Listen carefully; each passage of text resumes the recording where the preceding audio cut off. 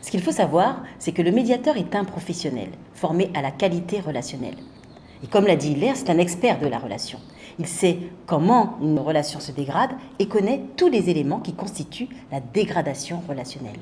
Il n'intervient pas dans les intérêts ou enjeux du conflit, car ce ne sont que les conséquences de la dégradation relationnelle. Je vais vous prendre un exemple. Une personne sollicite une médiation dans le cadre d'un conflit de voisinage.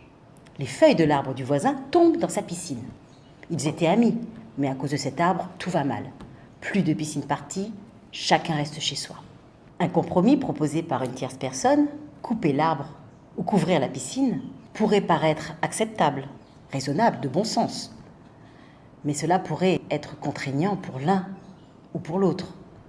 Et est-ce que cela restaurerait pour autant la relation ? Pas sûr. Le moindre nouvel événement pourrait à nouveau créer conflit. En fait, le médiateur professionnel intervient dans la sphère émotionnelle pour aider les personnes à ne plus être le jouet de leurs émotions et à revenir sur le terrain de la rationalité. En déroulant le processus structuré de la médiation, il va créer une inimaginable discussion au cours de laquelle les personnes vont pouvoir sortir de la dynamique conflictuelle et trouver ensemble une solution dans l'entente. Et comme ce sont les personnes qui réfléchissent ensemble, élaborent ensemble et trouvent ensemble la solution, eh bien, celle-ci devient pérenne. Le médiateur professionnel n'intervient pas uniquement en cas de conflit. Il est également le référent pour les organisations professionnelles, car il les forme et il les initie à la qualité relationnelle au travail, dispositif qui permet d'anticiper les conflits.